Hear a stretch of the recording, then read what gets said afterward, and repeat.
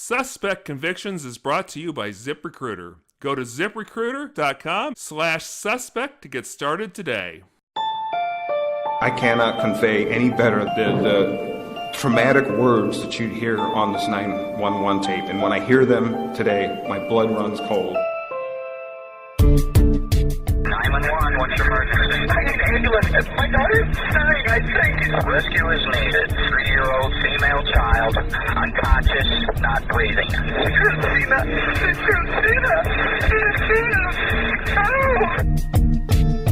He is wasting away a life in a jail for a murder he didn't commit, and worse, for his own daughter with whom he loved. There is a whole bunch of evidence now that links Masuk to the crime scene. There is absolutely no evidence of any forced entry, any breaking in, and according to the defendant, the only people in that house with permission were himself and Christina.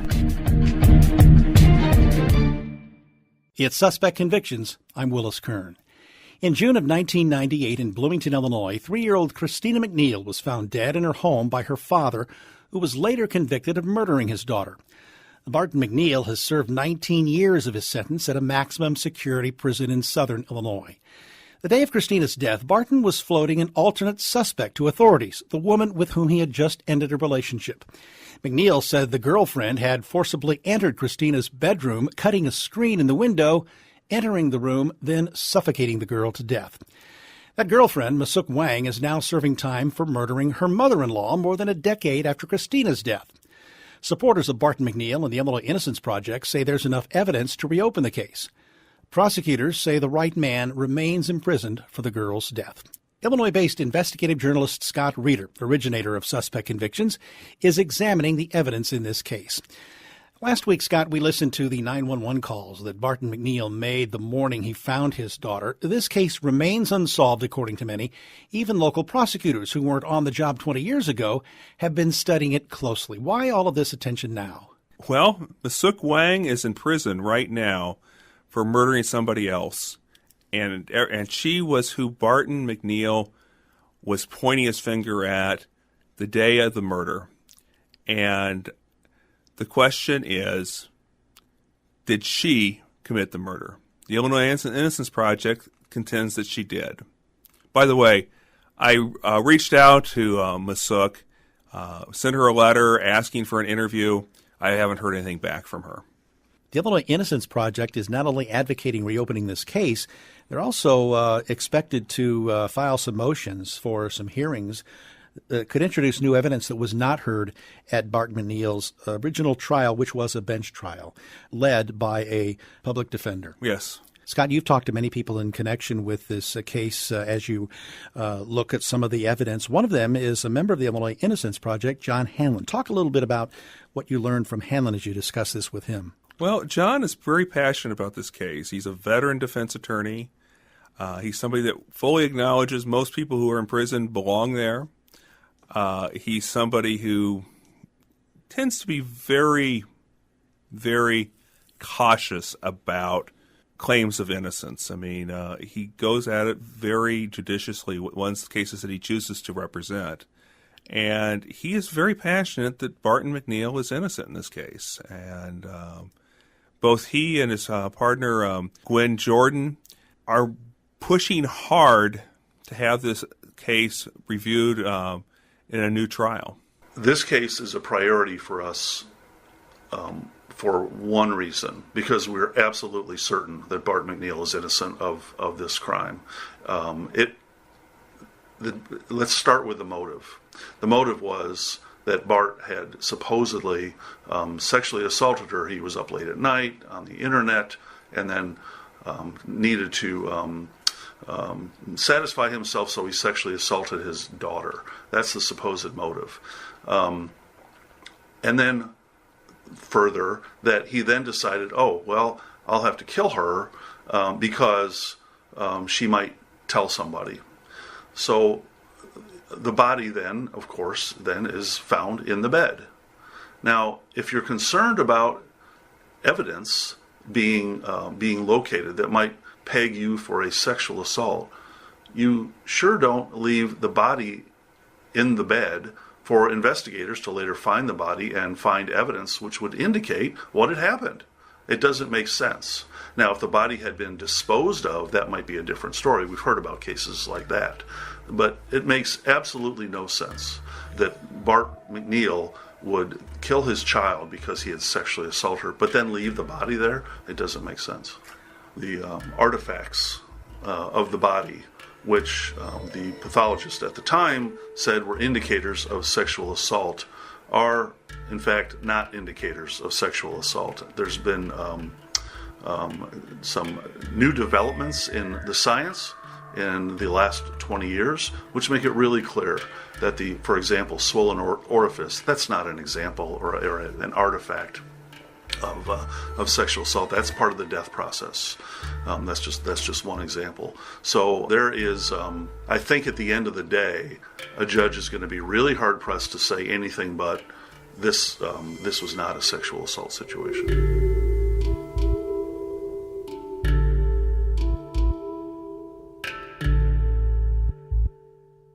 We do expect the Illinois Innocence Project to be filing some motions yet this fall, and we'll be tracking those here on Suspect Convictions.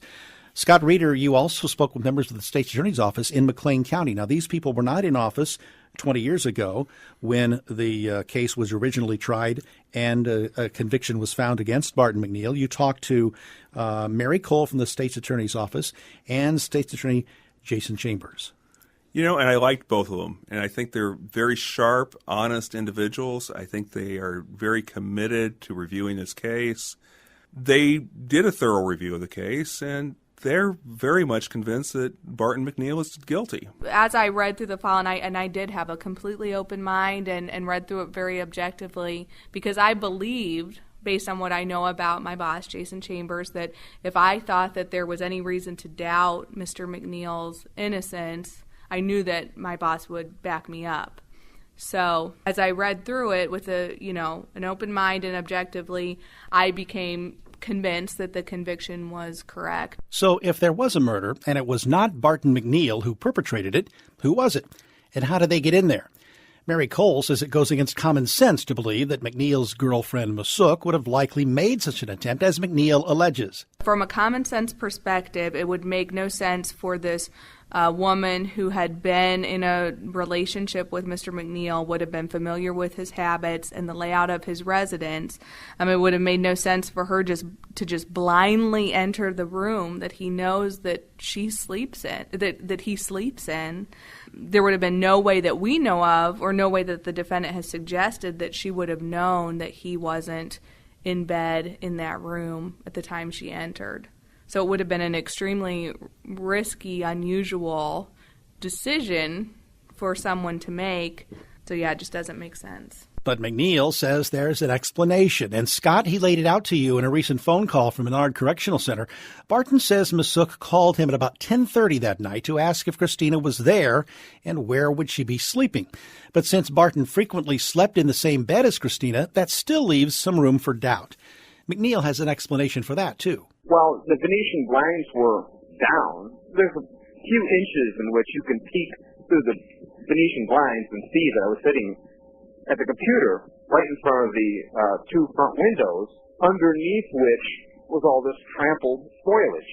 This is why I always thought that trampled foliage beneath the front windows was noteworthy, was because from that vantage point, somebody could see that I was not asleep or in bed, that I was sitting at my computer, the light was on, and the TV was probably on, and yes, the blinds were pulled, but it was not completely impossible to see, through the gap between the blinds and the perimeter of the window, to see that the light was on, and I'm sitting there at the computer. And the cook knew my habits well enough to know that I don't normally go to bed early, and I do spend a lot of time at the computer, and usually until after midnight. So it would have been easy for her, especially if she was not alone, as I'm sure she wasn't, to recognize that I was not, in bed, asleep.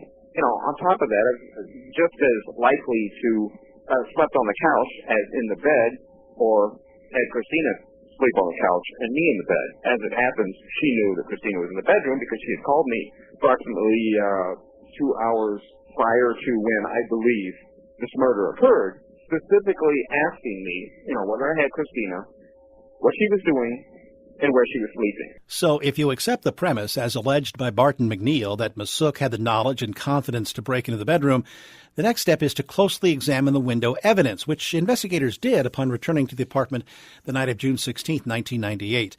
Now, there are three key aspects of the window worth taking a closer look at, Scott Reeder. One is that there were some cuts to the window screen near the latches where the screen would open. We discussed that a bit in episode 1. Another was the screen tightly in place in the window, because that's key as to whether the window was forced open and if someone left the scene. And the third thing are some spider webs that showed up along the windowsill and also by the screen. This is key because prosecutors say the existence of spider webs proves that the window had not been tampered with, at least for about a 24-hour period. So let's take a look at each one of these.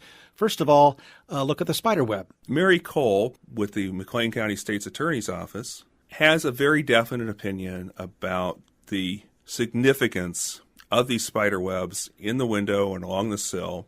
This is what she had to say. That's something that's already been litigated and has been found to not undercut the judge's verdict in this case. I just think that it's one piece of the puzzle, and it's one thing that goes to the common sense argument that what he's suggesting happened here simply could not have. The defense contends that there's a fallacy in this argument. In fact, they consulted with a top entomologist in the United States, Todd Blackledge, at the University of Akron in Ohio, who has made his career studying spider webs. One of the questions is how quickly can a spider spin a web? So it really depends on the kind of web that you're talking about. So the kind of classic orb web that you see on all the Halloween decorations this time of year. Mm-hmm. Once the spider has established where it's going to build that web, it can be produced in as little as a half hour to an hour. So that can be a really quick web to build. And spiders will build that web each day, take it down, and then build a new one on a daily basis. Other kinds of webs, like the cobwebs that you see in your basement, or maybe the funnel webs that you see on the bushes or the lawn in the morning dew, those webs are typically built over a period of several days, although, again, it only takes the spider a single night to really establish the web. Then they add to it night after night. In this particular case, the prosecution, even to this day, they allege that the spider webs had been in place for a long time at this window, and therefore the break-in could not have occurred as the defense alleges occurred. What they say is that, in part, the spider web also contains some dead insects, which means that this had been there for a long time. Is that necessarily the case? It's not absolutely necessarily the case. The spider builds a web that's perfectly capable of catching prey in a single night and can catch and consume small insects pretty rapidly. Now, that said, I did see some rather grainy video footage of the webs that the prosecution's talking about on the windowsill. And they did look like they were probably pretty old, but they also looked like they were a bit damaged. And at the end of the day, I couldn't ascertain from that video footage whether they were actually connected to the screen of the window that would have had to have been removed for somebody to come into the window, or if they were just connected to the frame around that screen. You've seen the pictures. You referred to the grainy video in that. In some of that video, there is it looks like a linear spider web that goes from the window to the wood frame there. It's maybe several inches, and it's perpendicular to the window sill, I guess. Is that the kind of something that can be webbed by a spider in a short amount of time, or is that likely something days or weeks? Definitely not days or weeks. It could well have persisted for that long, but that web was either a cobweb or a funnel web. I can't quite tell from the video, but both of them have that kind of sheet-like appearance to them. And the initial web will be built in a single night. It's just then the spider will add to it through time and repair damage as it catches food and so forth. Do you have any way of ascertaining by looking at that video how old those spider webs were? My guess is that they are more than a day old just because they look pretty conspicuous. The silk in a fresh web is typically a couple of microns in diameter, so that's 50 to 100 times skinnier than your hair, so it's very hard to see. That web showed up pretty well. It looked like it was maybe covered with dust. But again, I don't know enough about what was done during the investigation. It's possible that police were using dust for fingerprints or something, or anything like that. So there's just a lot of ambiguity there. I would not feel comfortable saying that web precludes the possibility that window screen was opened that night. I need more information. What I'm hearing from you is it's hard to tell what happened there, but the fact that there was a spider web there doesn't mean that somebody didn't break into that room that night through that window. Correct. That's the best conclusion we can come to with the evidence at hand. That's Todd Blackledge, an entomologist at the University of Akron in Ohio.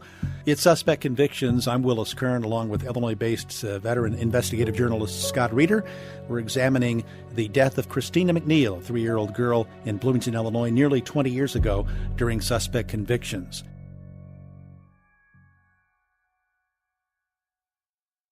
Folks, I've been hiring people for the last 20-some years.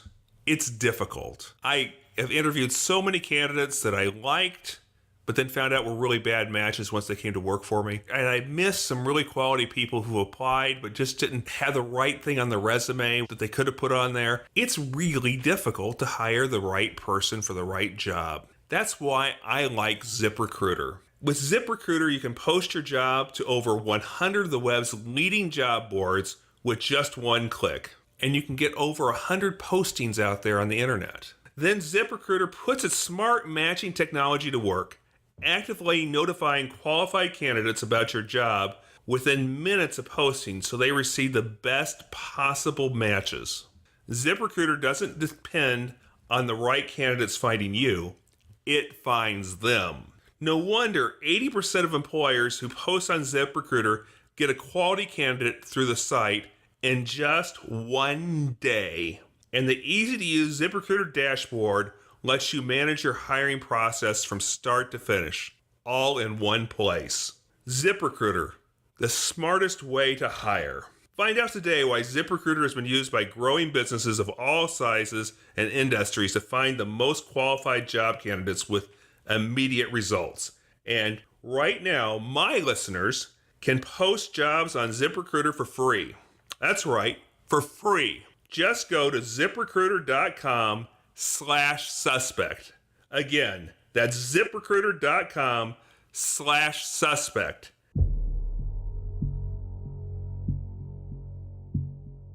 Scott, not only were there the spider webs along the window, but there were some cuts in the screen that we've talked about previously that Barton says were key to a forced entry. Talk about that.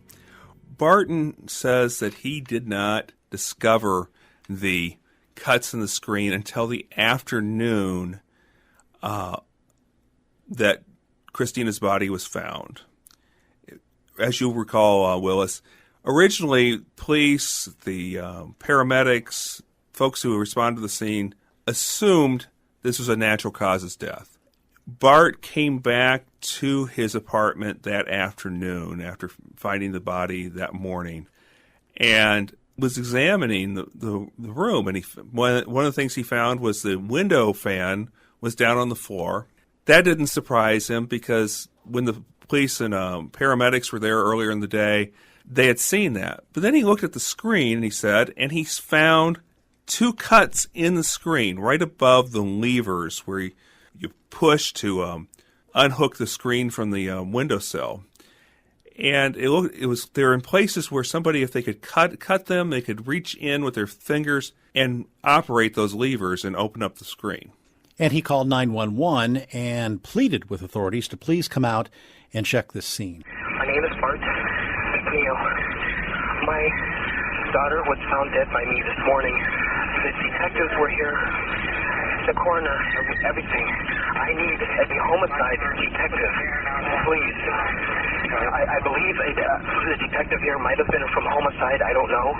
I think the detective comes when there's a death of a person where the cause is undetermined. I have reasons to believe now that I am convinced that she was murdered, and I need a detective here immediately. Okay. I don't know if they saw this or not, but I just discovered it myself. Okay. Yes. Okay, Please. I'll get him out for you. Thank you. Bye. So police eventually come out to the scene. It's nighttime at this point, and they decide to take the entire window out of its wooden frame. And when they're doing this, the screen falls out. And it raises the question, was the screen ever in there securely? And it falls out in such a manner that it kind of surprises the police detective who's removing that. And this was caught on video. Yes, it was. Well, we're going to play the audio of that video for you as the police officer is examining the evidence, just starting to lift the frame of this window out of the wooden frame. And then we hear this.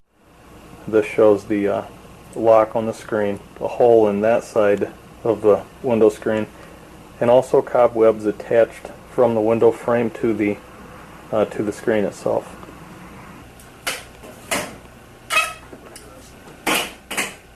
Okay, they drop loose. Okay. And the screen came loose. Damn it. So, Willis, what do you make of this screen not being securely into the window frame? Does that seem significant to you? Well, I think it does, because if the screen is securely in place in the window, it's not going to come loose when the detective is carefully pulling it out. And you can see on the video, and you can even hear it. You can hear the audio as we just did. But when you look at the video, and you can see it on the website, the policeman is very carefully moving the frame, and then the screen pops loose, which indicates that it was not securely in place, which means that someone could have, upon exiting the apartment and the bedroom, have jerry-rigged some sort of a setup where that screen appears to be in the window. And that looks to me like that could have happened that way. Here's what doesn't make any sense to me, Willis. Okay, if you're the intruder and you come through that window and you suffocate this little girl in her bed, I can understand going back out that window because you don't want to run into the father in the other room.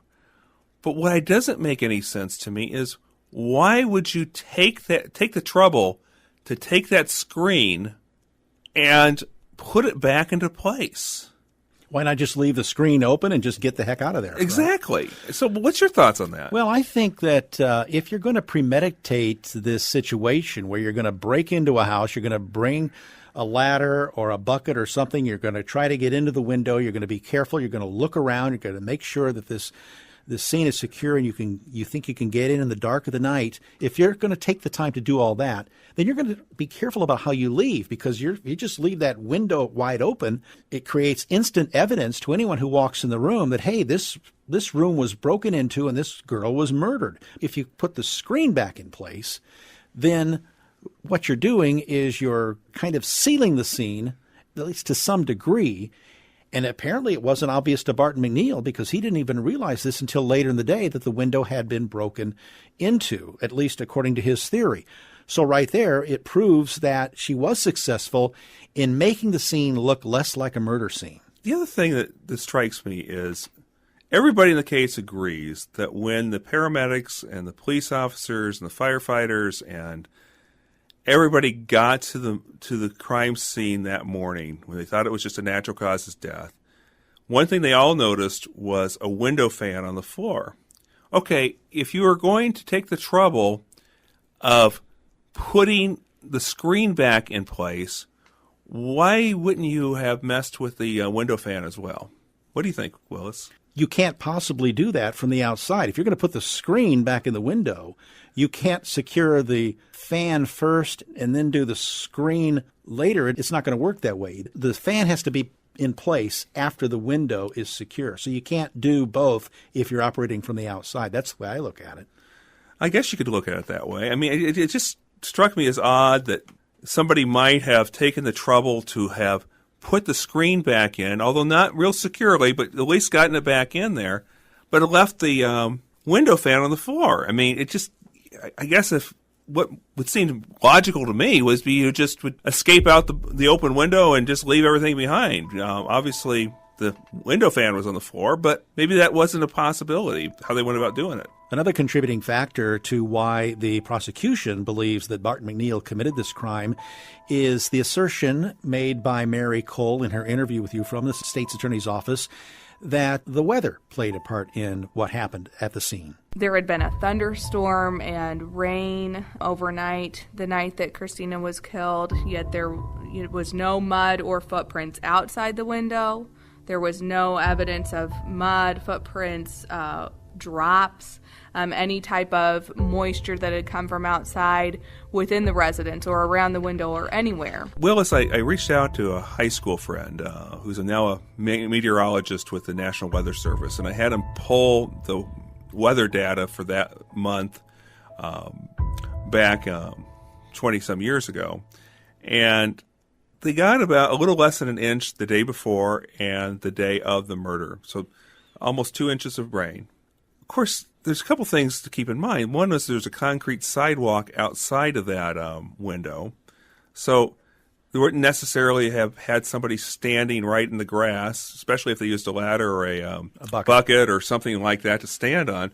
But the other thing that comes to my mind is, okay, a child's found dead the next morning, and all these first responders are racing to save this child.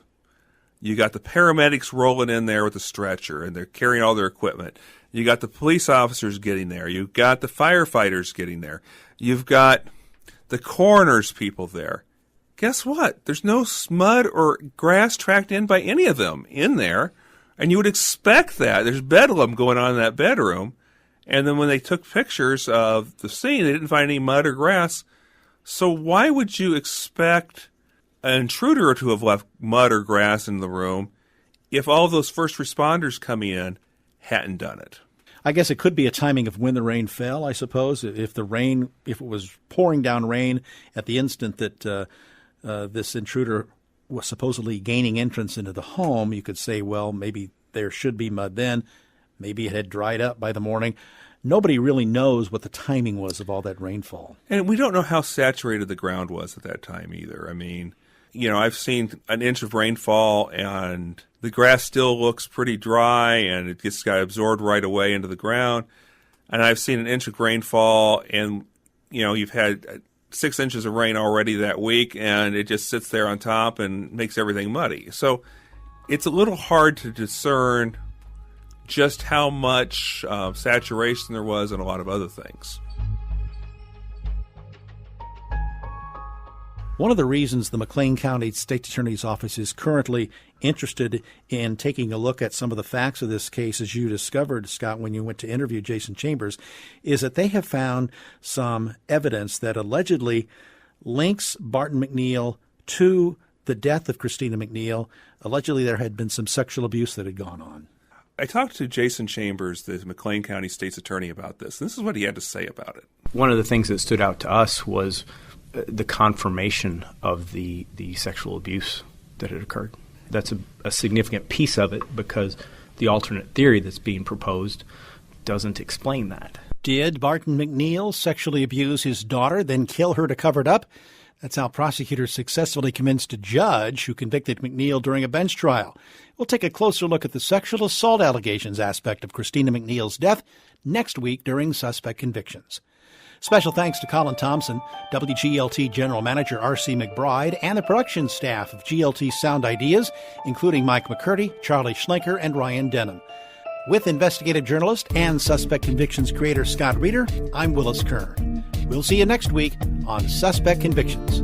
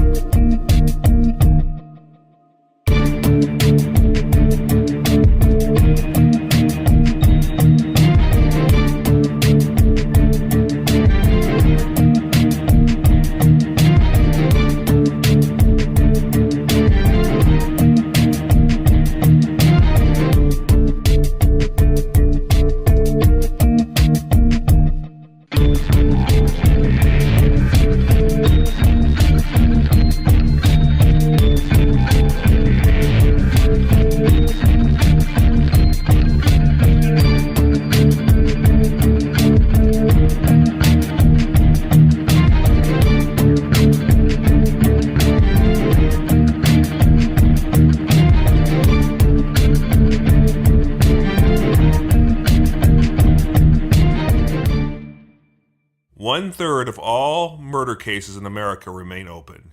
Each one is called a cold case, and only 1% are ever solved. Cold Case Files, the podcast, tells these stories of the cases that seemed unsolvable, but then eventually something breaks. Based on the iconic documentary series on A&E, Cold Case Files, the podcast, is hosted by Brooke Giddings of Convicted and Actual Innocence, and also features the voice of the original series host, Bill Curtis. You can find new episodes of Cold Case Files, a podcast, every Tuesday on Apple Podcast.